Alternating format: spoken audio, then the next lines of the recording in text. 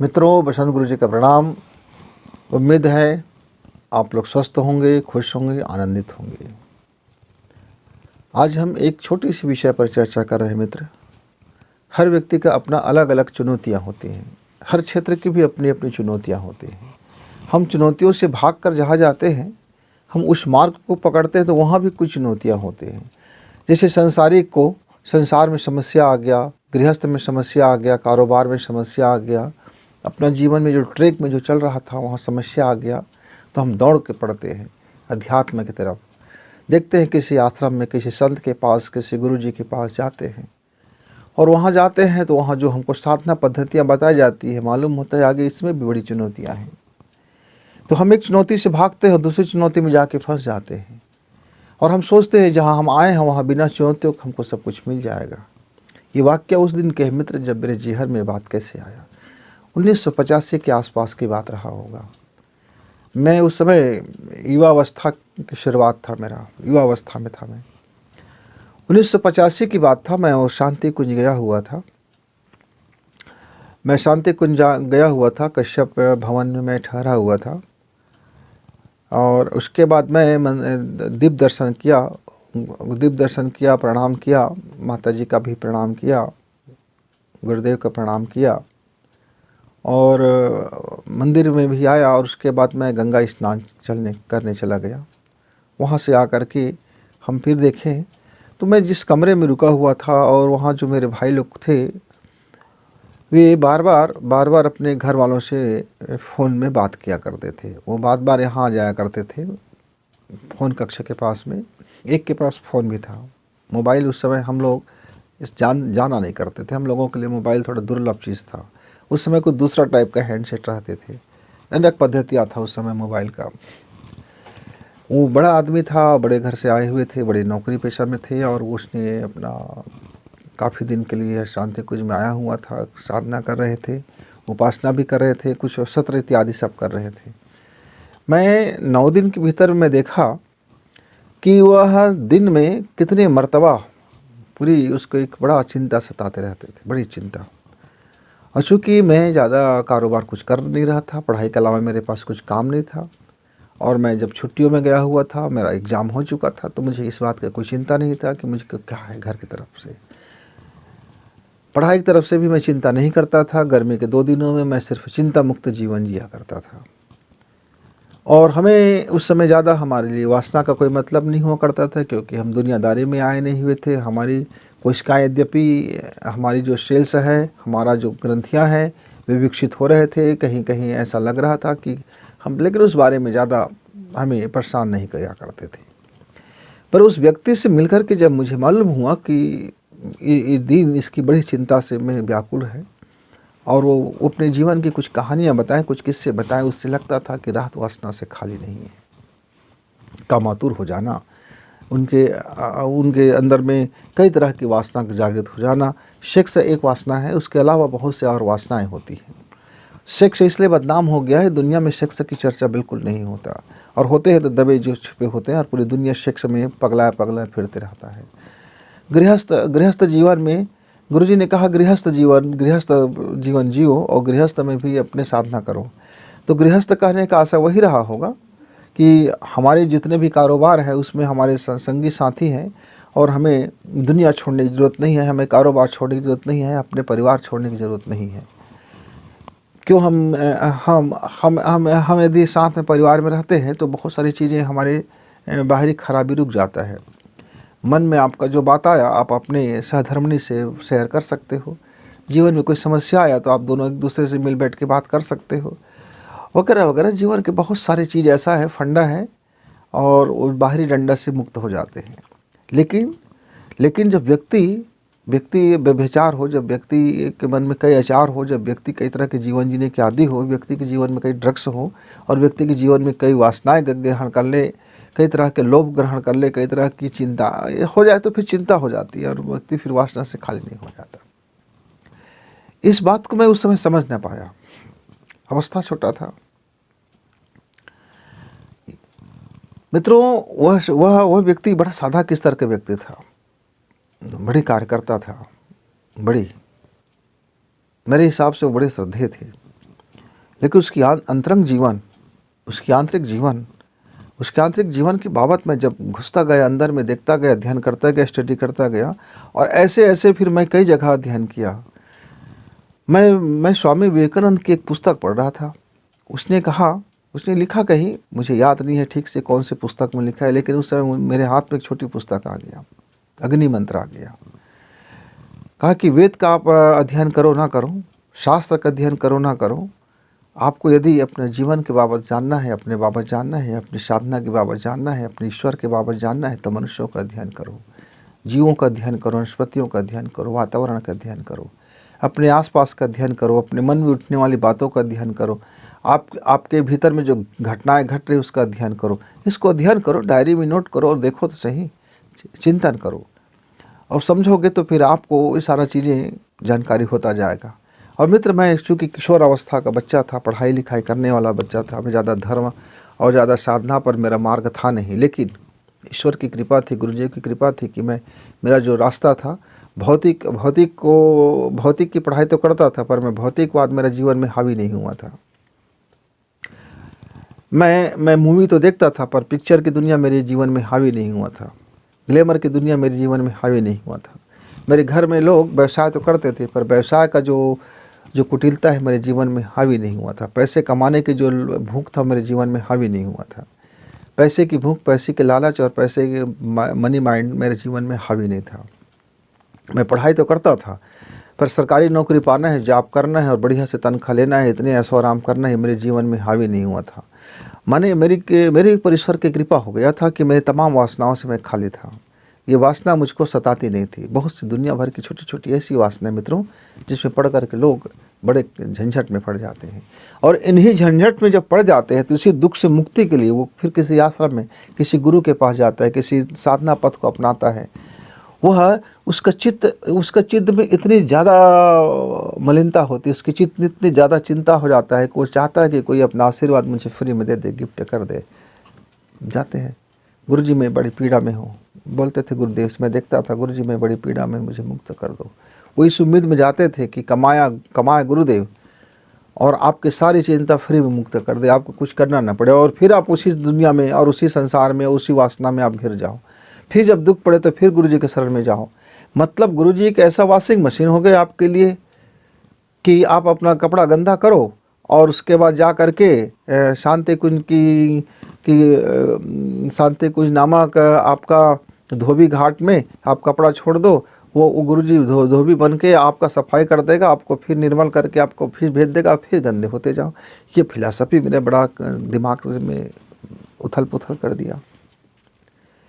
लोगों ने washing machine समझ लिया, अपने आप को अच्छा करने के बजाय में वो चले गए, जब भी कुछ हुआ तो चले गए और बस। लेकिन वहाँ जाने के बाद चिंता ऐसा आती है। मित्रों, मैंने बहुत लोगों की बाबत फिर इस तरह से कुछ जानकारियाँ इकट्ठा की, डाटा इकट्ठा किया, बातें किया। मैं बात किया करते थे साधारण से कपड़े में होने के नाते और साधारण जीवन जीने के नाते लोग मुझसे घुल मिल जाते और अपने जीवन के अंतरंग खोल देते। मैं किसी का नाम नहीं लूँगा, हजारों लोगों का अंतरंग जीवन की जानकारी मुझे मिला, और सब साधक स्तर की। और मैं बिना साधक स्तर के भी अंतरंग जीवन के बाबत मैंने अध्ययन किया, और रिक्शा चलाने वाले से लेकर के ठेला चलाने वाले तक का, और जो नशे में ड्रग्स के आदी हो जाते हैं, ऐसे बच्चे जो बिगड़ जाते हैं, ऐसे युवा जो बिगड़ जाते हैं, ऐसे बुजुर्ग जो रात दिन परेशान रहते हैं। मैं बुजुर्गों से लेकर के बच्चों तक के बीच में मेरी काफ़ी मैंने दोस्ती किया। गांव में लोग जानते थे कि मैं छोटे बच्चे से भी घुल मिल जाता हूं और बुजुर्गों से भी। मैं उसका अध्ययन करना, अंतरंग जीवन के बारे में बाबत जानना, और उस अंतरंगों का जब मैं अध्ययन किया तो मुझे लगा मित्र कि साधक के जीवन में सबसे बड़ी चुनौती और कोई है तो वह है दिन की चिंता और रात की वासना। दिन की चिंता कहने का आशय क्या है और रात की वासना कहने का मतलब क्या है? रात की वासना करने का मतलब सिर्फ रात में बिस्तर में सेक्स के को ही रात की वासना नहीं कही जाती। और दिन का चिंता कहने का मतलब क्या है कि दिन में खाली चिंता करें, वो चिंता नहीं। मित्रों, आप आए दिन देखते हैं, कभी टीवी में समाचार सुनते हैं, कभी अखबार में देखते हैं कि फला आश्रम का फलाना साधु ऐसे अनैतिक कार्य करते हुए पाया गया। सेक्स करते हुए पाया गया, लड़कियों के व्यवसाय करते हुए पाया गया, लड़कियों की जिस्म फरोशी करते हुए पाया गया, या उनके ऊपर आरोप आते हैं, या कोई बदनामी के छींटे डालते हैं। कहीं सच्चाई होता है, कहीं सच्चाई नहीं होता है, बहुत सारे मामले होते हैं। लेकिन बदनामी का जो एक बार कीचड़ उछाल दी जाती है, उसको साफ़ करने में वक्त लग जाता है। कई बार तो साफ़ ही नहीं होता, सच झूठा अपनी जगह होता है। तो मेरे दिमाग में आया, मैं बाल मन था, उस समय किशोर अवस्था था, मैं इस समय बाबत ज़्यादा जानता नहीं था, लेकिन इतना तो जानता था कि जब कोई बात उठ जाती है तो उसके पीछे बहुत सारे राजनीति होते हैं। कहीं सच्चाइयाँ हो सकते हैं, तो उसके मनोमालिन्य होने का कारण क्या हो सकता है। ऋषि विश्वामित्र के बारे में कहानी आ जाता है, और मेरी कहानी तो मेरी समझ से परे था। कहानी ये आ जाता है, वो तपस्या में लीन थी। इंद्र ने आया और देखा कि उसका सिंहासन बड़ा खतरे में पड़ गया है। तब उसने तमाम प्रकार की अप्सराओं को भेजा और उसकी तपस्या भंग कर दी। और उसकी तपस्या ऐसा इस कदर भंग हो गया कि उस लड़की से उस एक संतान की प्राप्ति हो गया। और आगे आगे कहानियाँ बहुत सारे, ढेर सारे हमारे महान लोग सुनाते रहते हैं। मुझे बात हजम नहीं हुआ मित्र। मैं कुछ कहूँगा तो कहेंगे, मेरे धार्मिक भाई बहन कहेंगे कि आप धर्म विरुद्ध बात करते हो। मित्रों, लॉजिक सी बात है, ना इंद्र को खतरा हो सकता है, न किसी प्राणी को खतरा हो सकता है। किसी की तपस्या से किसी को खतरा हो ही नहीं सकता है। पहली मर्तबा तो आप अपने दिमाग से एक बात साफ कर लीजिए। आप तपस्या करके देख लीजिए, करने में क्या है, प्रयोग कीजिए। कोई व्यक्ति कोई तपस्या जब करता है तो उससे किसी को खतरा नहीं होता। और ये खतरे की कहानियाँ हमारे किन लोगों ने गढ़ दिया मैं नहीं जानता, पर मैं इतना ज़रूर जानता हूँ, यदि आप अपनी साधना कर रहे होते हैं, आप जब साधना कर रहे होते हैं तो आपके अंदर की एक एक शक्तियाँ जब प्रकट होती है, जब एक एक ग्रंथियाँ जब प्रकट होती है, एक एक ग्रंथियों में जब एनर्जी भरता है, जब शरीर के अंदर की ग्रंथियाँ जब एनर्जी खो जाती है तो उन ग्रंथियाँ अपने अपने अनुकूलन वातावरण खोजते हैं। अब मान लीजिए एक व्यक्ति कुंडलिनी का जागरण कर रहा है। एक एग्जाम्पल से देता हूँ। कुंडली जागरण करने की आप साधना कर रहे हैं, और ये कुंडलिनी होता कहाँ पर है? आपका मूलाधार चक्र। अच्छा, मूलाधार चक्र कहाँ पर है? मूलाधार चक्र है प्रोस्टेट ग्लैंड के पास में, यानी जहाँ आपकी सेक्स है, सेक्स की ग्रंथि है, और जहाँ से आपका सेक्स की ग्रंथि, वहाँ उसको आप जागृत कर रहे हो। आप वहाँ के एनर्जी पावर को आप एनर्जी का हब बना रहे हो। अब मित्र, होगा क्या? आप उस मूलाधार चक्र में जब आप प्रयोग करोगे तो वहाँ जो एनर्जी जो निकलेगा उसके कई उपयोग हैं, कई तरह के कार्य हैं। अब आपका पूर्व तैयारी नहीं है, आपको यह ज्ञात नहीं है कि मैं उस सेक्स का करूँगा क्या। फिर शारीरिक होगा, मानसिक होगा, और फिर अंतर में मचने वाली कई तरह की आपकी एनर्जी का उपद्रव होगा। आप उस उपद्रव का समन क्या करोगे? कर तुलनी शुरू तो कर लिया आपने, कर तो लिया मूलाधार चक्र का जागरण, पर आप फंस गए ना। आपका मन में अब वो दबा रहे हो, पर दबाते दबाते एक समय ऐसा आ जाता है कि वह दबाव विस्फोट हो जाता है, और वो फिर वासना न जाने आपके कितने जन्म जन्मांतर तक चला जाएगा। फिर पूरे इस जगत में सेक्स को ही वासना कहा गया। एक और बड़ी गड़बड़ बात हो गया, वो तो एक प्राकृतिक क्रिया है, सारे जीव जंतु में है, ईश्वर ने बना कर रख दिया है, सृजन के लिए बना कर रख दिया है, आपकी शक्ति को संतुलन करने के लिए बना रख दिया है। एक तपस्वी व्यक्ति का गृहस्थ यदि है तो वो उसका कहीं अनैतिक कार्य नहीं करता, लेकिन एक ऐसा साधु मान लीजिए जिसने घर त्याग दिया और लोगों को त्याग दिया और स्त्रियों को त्याग दिया, और वो पुरुषवादी है, पुरुष रह गए हैं। अब उसने साधना कर रहा है, उसकी साधना की गर्मी इतनी बढ़ गया कि उसकी एक एक ग्रंथियाँ उत्तेजित हो गया, और वो सेक्स को वह अपने को संभाल नहीं पा रहा है। तो क्या करेगा? वो उपाय करेगा अपने उस ग्रंथि को समन करने का, और फिर वह अंधेरे में, गुप्त अंधेरे में, वह तल घर में उसके अंदर में चलता रहेगा, और वो कूटनीति चलता रहेगा, और उसके बाद वो कुछ भी कर देगा। अंधा होता है, क्योंकि गर्मी अंधा हो जाता है, तो फिर वो कुछ का कुछ कर लेता है। इसीलिए हमारे गुरुजी ने कहा गृहस्थ में रहो। इससे होता क्या है कि आपका संतुलन हो जाता है। कोई बात है, एक दूसरे से बात कर लिया, और आपका जो ये ग्रंथि संबंधी समस्या है वो दूर हो गया। तो शरीर का ग्रंथि उतना नुकसानदायक नहीं होता। शरीर की ग्रंथियाँ एक टाइम पर, एक समय पर एक कुछ कालखंड के लिए आपको वासना से भरता है। ये जो शरीर का जो ग्रंथियां हैं, उसको आप जब खाना दोगे, उस तरह से वातावरण दोगे, उस तरह से मन में कोई बात लाओगे, उस तरह से विचार कुछ बाबत करोगे, उस तरह से कुछ कल्पना करोगे, उस तरह से कुछ इमेजिंग करोगे, तो आपके जो शरीर की ग्रंथि है वो वासना से भर जाएगा, सेक्स से भर जाएगा, और आपको फिर उपद्रव करने की ज़रूरत पड़ेगी, फिर आप उपद्रवशाली बन जाएंगे। लेकिन ये पलता कहाँ पर है? इसका मूल जड़ तो मन में होता है, और मन को भी कौन देता है? वो अवचेतन मन में आता है। आप कोई भी चीज़ को आप अपने अवचेतन मन में डाल लेते हो। कभी मूवी देखा, कभी किसी को देखा, कभी किसी को छू लिया, कभी किसी के सानिध्य में रही, कभी कुछ कहानियाँ सुन ली, कभी अपने दोस्तों से वगैरह वगैरह बचपन में कहानियाँ सुन लिए थे, युवावस्था में कहानियाँ सुन लिए थे, और मन में कुछ ख्याली पुलाव कर लिए थे। ये मन के अवचेतन में जा कर के गहरी पैठ बन जाता है, और वो समय में फिर वो आपको पूरी रात में फिर वो आपको वासना से भर देता है। जब हम रात कहें तो मतलब ये समझो, जब एकांत हो जाते हो, चाहे दिन हो या रात हो, जब आप साधना के लिए बैठ जाते हो तो आपके लिए वो रात हो गया, क्योंकि वहाँ कुछ होता नहीं है। आप हो और आपके अलावा आप कोई नहीं है। आप हो और आपका मन है, और आपका चिंतन है, आपका मनन है। तो आपके अंदर में उठने वाली वो तमाम बातें हो गया जिसे आप सिर्फ जानते हो। आपके मन में जो बातें उठ रहा है, यानी जब आप एकांत हो जाते हो, साधना का मतलब ही होता है एकांत में हो जाना। तो पहले तो जीवन को एकांत करते हैं, दुनिया से अपने आप को अलग करते हैं, कमरे में बंद होते हैं। ये शरीर जैसे ही एकांत होता है, मन एकांत नहीं रहता, फिर मन के सारी संसार आ जाता है। फिर मन एकांत करने की हम कोशिश करते हैं, दबाव डालते हैं, और फिर मित्र बात ऐसा हो जाता है कि हमने यार गुरु दीक्षा ली है, नहीं दुनिया के लोग हमारे लिए भाई बहन है। अच्छा, तो वासना मतलब जिसने केवल सेक्स समझा, बड़ी गड़बड़ हो गया। आपका धन का वासना है, प्रतिष्ठा का वासना है, मेरी बात सुने इसका वासना है, मैं ऐसा हूँ इसका वासना है, मेरे अहंकार मेरी वासना है, मेरी लोभ मेरी वासना है, मेरी तृष्णा मेरी वासना है, मेरी कामना मेरी वासना है, मेरा माइंडसेट भी मेरी वासना है, साधना भी मेरी वासना है। अब इसमें ये देखना है कि कौन सी वासना आपके जीवन को सकारात्मक दिशा में ले जा रहा है, और कौन सी वासना आपके जीवन को नकारात्मक दिशा में ले जा रहा है। तो जो नकारात्मक दिशा में ले जाए, और इस मानवता के विरुद्ध में ले जाए, इस संसार के विरुद्ध में ले जाए, और आपके समाज के लोगों के विरुद्ध में ले जाए, तो फिर वो आपके लिए अहितकर हो गया। अब हम लोग जैसे भारतीय लोग हैं, और भारतीय लोगों में एक मर्यादा को स्थान दिया गया है कि स्त्री पुरुष हम कैसे मर्यादा में रहे, स्त्री पुरुष कैसे हम बातचीत करें। तो यहाँ मर्यादा का बड़ा पालन है। आपने यहाँ मर्यादा का पालन नहीं किया तो फिर अब इस संसार हमारे भारत समाज के लिए फिर आप गंदे व्यक्ति हो गए।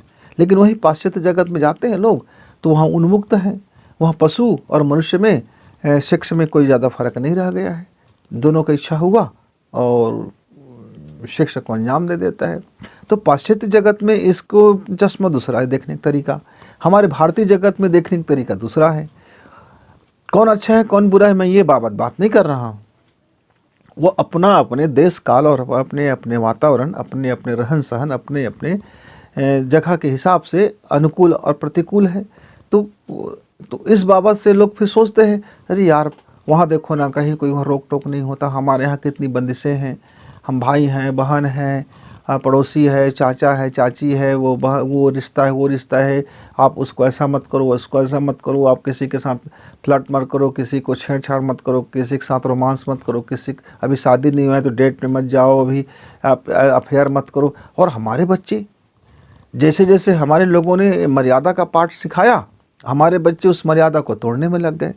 पाश्चात्य जगत में मर्यादाहीन होने से जो तकलीफ़ें हैं माता पिता को, बच्चों को, वो भारतीय समाज को लौटने लग गए। यानी यही तो होता है, जो मेरे अंदर विशेषता है वो मेरी खराबी बन जाता है। जब मैं उस विज्ञान को नहीं समझता हूँ तो मैं उसको दबाव में ले लेता हूँ।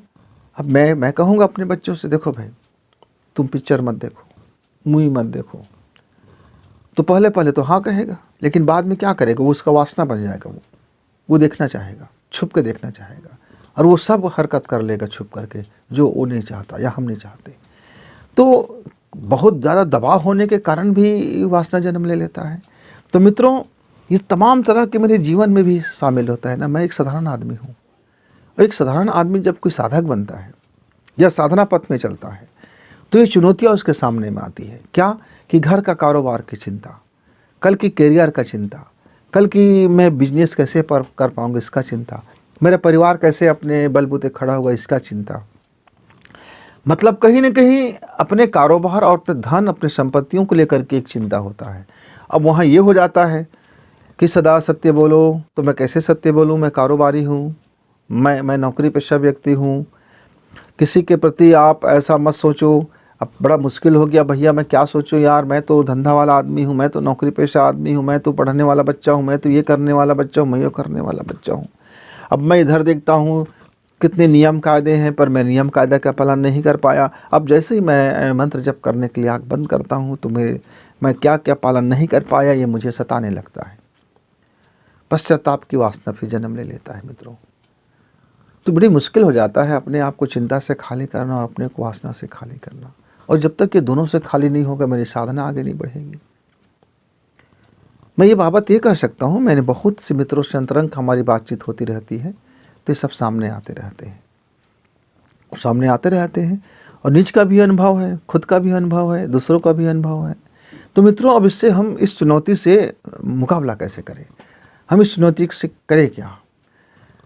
तो मैंने अपने जीवन में जो समझा और सीखा, जो गुरुजी ने मुझे मार्गदर्शन दिया, रास्ता दिखाया और उस पर चलने की कोशिश की, तो उसका एक ही कारण है कि हम परिस्थितियों को समझें और समझ करके जो मेरी कारोबार है, जो मेरा धर्म है, जो मेरा कर्तव्य कर्म है, मैं अपने धर्म को ऐसा लकीर के फ़कीर मत मानूँ, मैं चंदन चौवा का धर्म मत मानूँ, मैं ऐसा घंटी वाला धर्म मत मानूँ। मैं धर्म मानूँ जीवन के कर्तव्य कर्म को। मैं यदि अपनी साधना मान लूँ जीवन के कर्तव्य कर्म को, मैं जो काम करता हूँ मैं उसमें ज़्यादा से ज़्यादा अपनी तरफ से अच्छा करूँ, अपनी तरफ से ईमानदारी बरतूँ, अपनी तरफ से मैं अच्छा बनने की कोशिश रहूँ। मैं दूसरे को अच्छा है नहीं है, मैं उसके आकलन मूल्यांकन करने का अधिकारी नहीं हूँ। मैं अपना मूल्य समझूँ, जैसे मैं खाना खा रहा हूँ तो मैं यदि उस खाना का मूल्य समझूँ और ये खाना से जो मुझे रस बनेगा, मैं यदि उसका मूल्य समझूँ तो मैं उसका सही उपयोग करूँगा। वैसे ही मेरे घर परिवार में है, मेरे बाल हैं, बच्चे हैं, उनका परवरिश है, मेरी धर्म पत्नी है, उनका अपना जीवन है, उनका अपना है।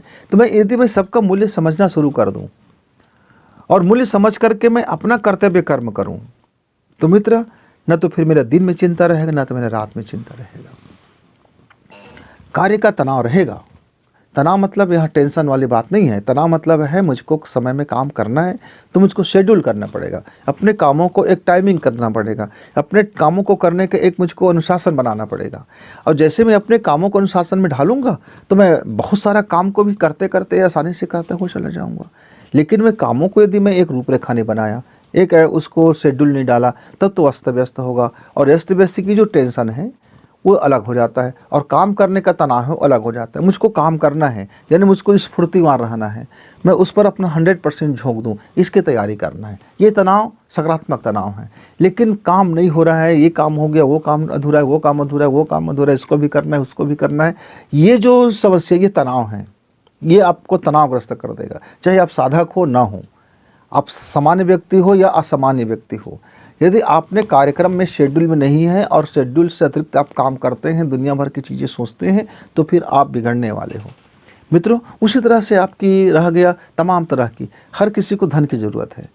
तो धन कैसे कमाया जाए, कहाँ कमाया जाए, कितना कमाया जाए, क्लियरेशन हो, तो वहाँ भी आपका वासना, आपका वासना से मुक्त रहोगे। धन कमाओगे, मेहनत करोगे, मालिक की भाव से कमाओगे तो आपका वासना नहीं रहा। मैं तो कई मित्रों को जानता हूँ, बड़े बड़े मंदिर और मठ में रहते हैं, आश्रम चलाते हैं, बड़े बड़े चेयरमैन हैं, चेयरपर्सन हैं, बड़े बड़े साधक हैं, लेकिन वासना से घिर चुके हैं। मन की वासना, शरीर का वासना, धन की वासना, पद की वासना, लोलु माने इतनी वासना कि ऐसा लगता है कि ये व्यक्ति यदि साधक ना होता तो ये कहीं ज़्यादा अध्यात्म से भरा हो जाता। ये साधना करने के कारण इसके जीवन में ये वासना ज़्यादा आ गया। क्यों? जैसे जैसे मेरा पात्र खाली होगा तो उस पात्र में कुछ न कुछ डलेगा। एक घड़ा है, उस घड़े का मोल क्या है? उस घड़ा में एक कुम्हार से मैंने पूछा, भैया आपके पास घड़ा है, और उसने 4 तरह के घड़े का इकट्ठा कर लिया था। तो उसने कहा कि ये एक घड़ा था, बोला इसका कीमत सबसे ज़्यादा है। तो मैंने पूछा इसका कीमत क्यों सबसे ज़्यादा है? बोला कि इसमें आपका कहीं से भी लीकेज नहीं है। अब जितना इसमें अभी हवा रखी गई है, इसमें ढक्कन है, आप इस ढक्कन को निकाल करके इसमें जो भी चीज़ डालोगे उतना इसका हवा कम हो जाएगा, लेकिन वो वस्तु उसमें चला जाएगा और ये कहीं से लीकेज नहीं है। अच्छा, इसका कीमत सबसे ज़्यादा है। फिर उसने कहा एक और मुझको घड़ा दिखाया, उसमें कहा कि इसकी कीमत उससे कम है। क्यों? क्योंकि इसके ढक्कन नहीं है, इसमें कोई भी चीज़ आएगा और चला जाएगा। ओह, अच्छा।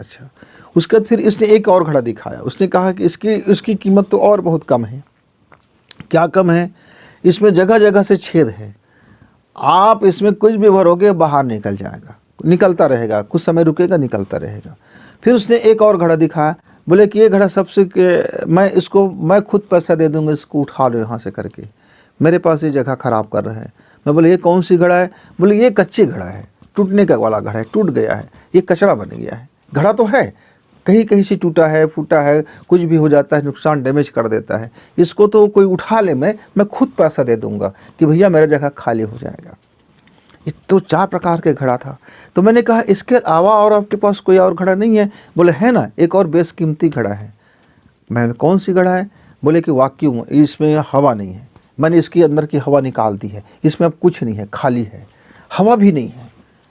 उन घड़ों में तो हवा था, इसमें हवा भी नहीं है। अच्छा, मतलब मैं इसकी ढक्कन खोलूँगा तो हवा अंदर चला जाएगा? बोले हाँ चला जाएगा। तो फिर मैं इसके अंदर किसी चीज़ को, मटेरियल को डालूंगा कैसे? बोले कि डालने के लिए आपको पद्धति सीखना पड़ेगा, ताकि इसके अंदर वही चीज़ डालो, क्योंकि इसमें इसके तो हवा भी निकाल दी गई है। अच्छा। तो मित्रों, जब हम साधना करते हैं तो अपने जीवन को उस घड़े के रूप बनाने की कोशिश करते हैं जिस घड़े में हवा भी ना हो। तो पहला तो हम कचरा रहते हैं, कबाड़ रहते हैं। फिर दूसरा स्थिति में आते हैं कि कुछ छेद वाले रह जाते हैं, उस छिद्र को भी हम बंद करते हैं आगे चल करके। फिर एक हम ऐसा घड़ा बनते हैं जिसमें ढक्कन नहीं है, लेकिन अब छेद भी नहीं है, कोई भी चीज़ आ रहा है जा रहा है, लेकिन हम अपने अनुसार से खाली कर रहे हैं, सफाई कर रहे हैं, फिर हो रहा है, लगातार चल रहा है, धोना मांजने का क्रम चल रहा है। फिर एक समय आ जाता है कि गुरुजी हमारे ढक्कन लगा देते हैं, तो अंदर में जो चीज़ रह जाते हैं वो ढक्कन में बंद हो जाता है, और हमको कोई चीज़ डालना है तो ढक्कन खोलना पड़ता है, अंदर के मटेरियल निकालना पड़ता है, और फिर हम मटेरियल हमको डालना पड़ता है। फिर गुरुजी कहते हैं आगे की स्थिति ऐसा ला देते हैं कि आपके अंदर से सारी माल मलम्मत बाहर कर देते हैं, चलो, और आपको खाली कर देते हैं, निर्वात कर देते हैं, शून्य कर देते हैं।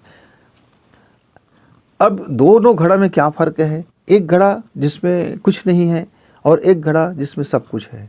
मतलब एक ऐसा घड़ा जिसमें पूरा संसार है, उसका कोई और न छोर है, और एक घड़ा हुआ जिसमें सारा चीज़ सीमा में बंद है, लेकिन उसके भीतर भी कुछ नहीं है। तो कुम्हार ने जब मुझे ये बात बताया तो मैं बड़ी कन्फ्यूजन में हो गया। मैं बोला कि तो फिर इस ब्रह्मांड में हम सारे कुछ कचरा की तरह से भरे पड़े हैं, तब भी इसको शून्य बोलते हैं? बोले हाँ। और एक जो आप घड़ा दिखा रहे इसमें कुछ नहीं है, हम इसको भी शून्य बोल रहे हैं? बोले हाँ। इस घड़ा में चौहद्दी है और इस घड़ा में अनंत है, अनंत होने के कारण हम इसको नहीं भर पा रहे हैं, और इसके अंदर कोई आवागमन नहीं होने के कारण हम इसको नहीं भर पा रहे हैं। पर मित्रों, जब हम साधना काल में जब आते हैं तब हम अपने एक स्टेप से ऊपर उठते हैं। जब हम एक स्टेप से ऊपर उठते हैं तो ये तमाम समस्याएं हमारे जीवन में आता है कि हम कभी कभी चिंता में, हम अभी बहुत ज़ोरदार साधना कर रहे थे, हम बहुत खुश थे, आनंदित थे, फिर कोई चिंता घेर लिया। अब वो चिंता जाने कितने दिनों तक चला गया, महीनों चले गए, साल चले गए, अब हम उस चिंता में पड़ गए, अब हमारी साधना कैसी तैसी हो गया। अब एक समय ऐसा आया, अचानक खान पान सब बिगड़ गया था, रहन सहन बिगड़ गया था, अब वो वासना से हम ग्रस्त हो गए थे, और न जाने जीवन में क्या से क्या कर बैठे, घटमट कर बैठे। अब लोक लज्जा, लोक भय, क्या कहेंगे लोग, फिर लोग दुश्मनी भी होते हैं। अरे यार, ये आदमी तो कितना पहले बदमाश आदमी था यार, अभी साधु कैसे बन सकता है? अच्छा, ये आदमी बहुत साधु था यार, नहीं, आदमी साधु कैसे हो सकता है? जरूर इसमें वासना होगा, जरूर इसमें लोभ होगा, जरूर इसमें तृष्णा होगा, जरूर ये रात में छुप के कुछ न कुछ करता होगा। और तो फिर क्या होते हैं, कूटनीति, राजनीति और कई तरह से चीज़ें शामिल हो जाते हैं, और हमको हमारे जीवन में सामना करना पड़ता है मित्रों। तो ये तो कोई व्यक्ति जब कह देता है ना कि मैं वासना से खाली हूँ, तो मुझे सोचना पड़ता है कि व्यक्ति वासना से खाली कैसे हो सकता है, कुछ तो वासना होगा। तो उसका वासना कहने का अर्थ होता है मैंने सेक्स को जीत लिया। मित्र, इस दुनिया में सेक्स को जीत लिया कहने वाला व्यक्ति ही सबसे ज़्यादा सेक्सी हो जाता है। क्यों? क्योंकि उसके रात दिन उसके मन में एक बात रहता है कि मैंने सेक्स को जीत लिया। जब कोई व्यक्ति कहता है मैंने मन को जीत लिया है, तो सबसे ज़्यादा वो मन के अधीन हो जाता है, क्योंकि रात दिन उसके हावी हो जाता है मन, मन हावी हो जाता है और चारों तरफ वो मन में मन ही मन सोचते रहता है, वो कुछ न कुछ उपद्रव करते रहता है।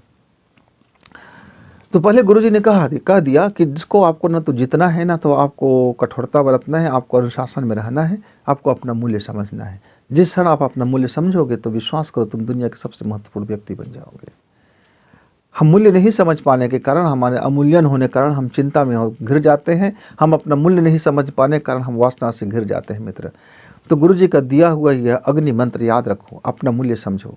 जब आप अपना मूल्य समझोगे तो ना चिंता सताएगी, जब आप अपना मूल्य समझोगे तो ना तो तुमको वासना सताएगी। क्योंकि तब तुम वासना को समझोगे, तब तुम ग्रंथि को समझोगे, तब तुम सेक्स को समझोगे, तब तुम धन को समझोगे, तब तुम मनी को समझोगे, तब तुम एसेट्स को समझोगे, तब तुम भौतिक पदार्थ की गरिमा को समझोगे, जब तुम भौतिक के महत्व को समझोगे। जो वस्तु है कोई घृणास्पद नहीं होता, उसका अपना कार्य है, उसका अपना प्रकृति है। तुम उसका क्या इस्तेमाल करते हो वो तुम्हारे ऊपर निर्भर है। तुम उसका कैसे देखते हो तुम्हारे नज़र के ऊपर निर्भर है। वस्तु तो वस्तु है। प्रोस्टेट ग्लैंड है, उसका काम है कि आपके शरीर में एनर्जी भरना, आपके शरीर में ताकत भरना, आपके शरीर को शक्ति संपन्न बनाना। अब आपका वीर्य का क्या कार्य है आप जानो। आप उस वीर्य का स्खलन करते हो, आप उस वीर्य को साधना करते हो, उस वीर्य को शक्ति संपन्न करते हो, उस वीर्य को गंवा देते हो, वो आपके ऊपर निर्भर है। उपयोग करना, दुरुपयोग करना, और वो तो आपके गति है, आपका मति, आपका गति है, आपकी नियति है मित्रों। आप जैसे अपने को मति बनाओगे वैसा गति में जाओगे, वैसे नियति को प्राप्त करोगे। तो यह प्रकृति ने जो दिया है मित्र, उससे घृणा करने का नहीं, उसको ढकने का नहीं, उसको समझने का है। एक बार समझने की कोशिश करते हैं, जैसे जैसे हम समझने की कोशिश करते हैं, हमें उनकी ताकत और ऊर्जा हमारे सहयोगी बनते जाते हैं। इस संसार में साधना के विरुद्ध में कुछ भी नहीं है, सब साधना के सहयोगी है। कोई व्यक्ति आपको गाली देता है, आपको लगता है वो आपके विरुद्ध में, हो सकता है कि आपके मन के क्रोध को जांचने के लिए कोई वातावरण बना होगा। आपका नुकसान हो गया तो वो आपके नुकसान के लिए नहीं, हो सकता है वो आपके हित के लिए हो। आपको बदनामी हो गया कि आपके साथ अवैध संबंध है, तो हो सकता है कि वो आपके हित के लिए हो कि आप अपने संबंधों को जांच परख करो, आप अपने मूल्य को जांच परख करो। कहाँ त्रुटियां हो गया आपके जीवन में जांच परख करो, कहाँ आपके कारोबार में त्रुटियां हो गई उसकी जांच परख करो, आप ऐसा नौबत क्यों आ गया इसकी जांच परख करो और अपने मूल्य समझो। मतलब जो भी घटनाएं घटती हैं हमारे जीवन में मित्र, उस समय हम विचलित तो हो जाते हैं। यही विचलन है हमारा चिंता।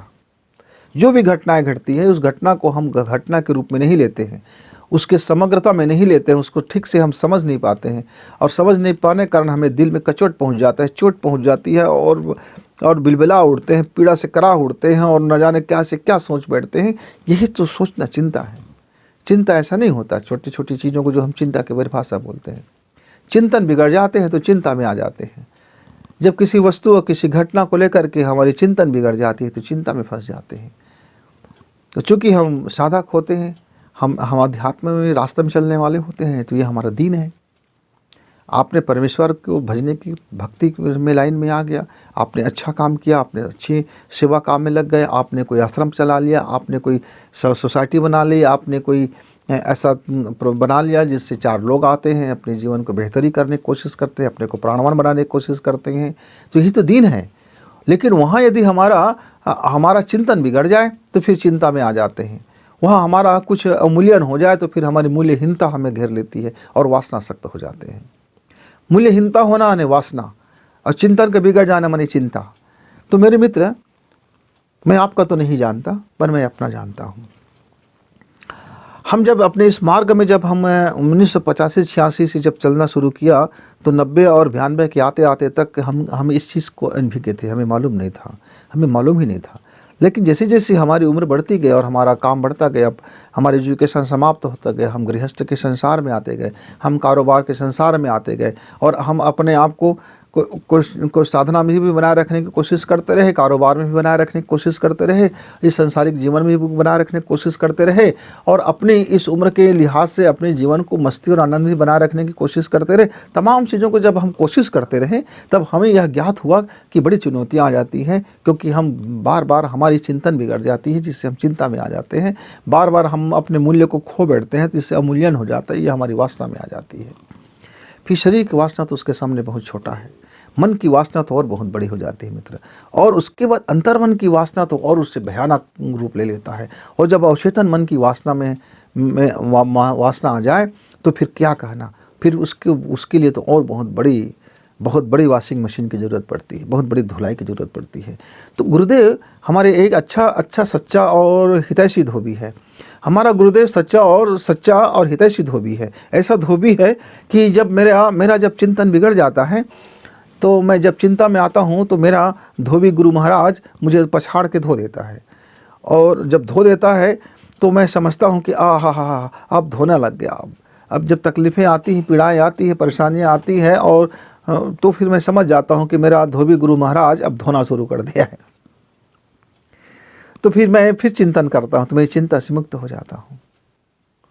जैसे मेरे शरीर में, मेरा मन में, मेरे अंतर मन में और मेरे अवचेतन मन में कोई वासना घिरता है, तो मेरे धोबी गुरु महाराज आके सूक्ष्म रूप में आकर के मेरे अंदर में वो फिर धोबी पछाड़ देने लगता है। तो मैं समझ जाता हूँ कि अब मेरी धुलाई हो रहा है, अब मैं अच्छा हो जाऊँगा। तो बार बार मित्रों, यह जीवन क्रम है। 24 घंटे में जाने हम कितने बार वासना में भर जाते हैं, कितने बार चिंता में भर जाते हैं। एक मेरा स्वाभाविक प्रक्रिया है, यह प्रकृति का प्रक्रिया है। तो इसके पीछे ज़्यादा ना पड़ा जाए, सिर्फ अपने मूल्य को देखा जाए और अपने चिंतन को देखा जाए कि हम अपना जो जीवन आज 24 घंटा का जी रहे हैं, इसमें हम कितना मूल्यवान जीवन जी रहे हैं। मेरा इसमें अपना मैं कौन सा कर्तव्य कर्म कर जो मूल्य परक है, कि ऐसा तो नहीं है कि काम चलाव कर रहा हूँ, ऐसा तो नहीं है कि किसी के बदले की भावना से कर रहा हूँ, ऐसा तो नहीं है मैं किसी के लिए जहर उगल रहा हूँ, ऐसा तो नहीं है मैं किसी के लिए टंटा बन रहा हूँ, ऐसा तो नहीं है कि मैं किसी के रास्ते का रोड़ा का पत्थर बन रहा हूँ, ऐसा तो नहीं है कि मैं क्रिया और प्रतिक्रिया की कोई कार्यवाही कर रहा हूँ। तो बस थोड़ी सी देखने की बात है, देखने के तरीका है, नज़रिया है।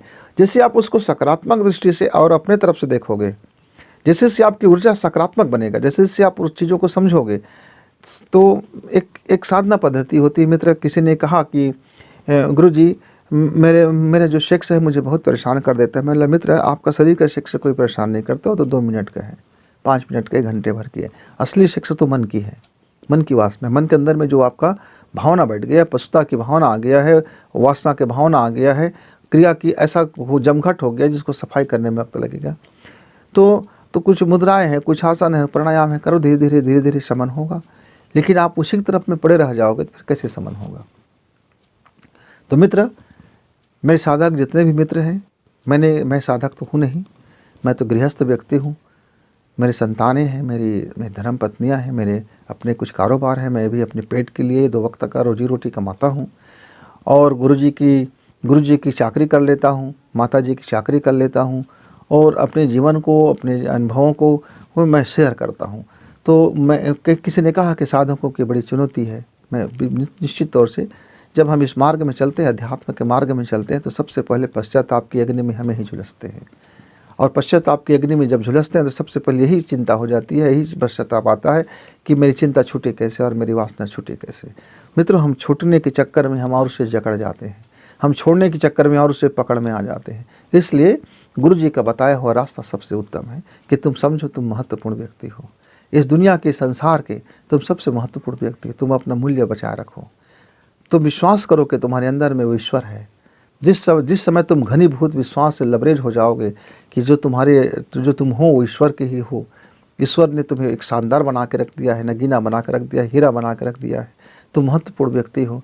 तो मित्रों, इस दिशा से जब तुम्हारा सोचना शुरू होगा, इस एंगल से जब तुम सोचना शुरू करोगे और जीवन की शुरुआत ऐसे ही करोगे, तो निश्चित तौर से ना तो दिन की चिंता सताएगी, ना तो रात की वासना सताएगी।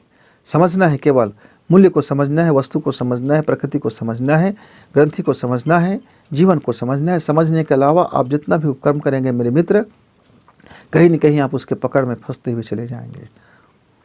तो मेरी बाबत जो बात था मैंने आपसे शेयर किया। हो सकता है आपका काम का हो तो अच्छी बात है, और काम का नहीं हो तो गुरु जी के कहानी समझ करके उसे आगे सरका देना। और लेकिन आपको लगता है कि आपको भी आत्मचिंतन करने की ज़रूरत है, आत्ममंथन करने की ज़रूरत है, उस आत्ममंथन में, उस आत्मचिंतन में कहीं सहयोगी है, तो एक साधक होने के नाते आपको चिंतन करनी चाहिए, एक साधक होने के नाते आपको समझना चाहिए, एक साधक होने के नाते आपको मंत्र की शक्ति के साथ साथ जीवन की शक्ति और शरीर की शक्ति, प्रकृति की शक्ति और एक एक पदार्थों की शक्ति और उसकी क्रियाकलाप को भी समझने की ज़रूरत होती है। मित्र, एक अच्छा यात्री अपने रास्ते में जब चलता है तो अपने रास्ते में चलता हुआ रास्ते को समझता हुआ चलता है। तो आपकी यात्रा शुभ हो, मंगल हो, आप अपने लक्ष्य तक पहुँचे, आप अपने संकल्प को सिद्ध हो, इसी मनोकामना के साथ गुरु जी को विदा। नमस्कार, धन्यवाद।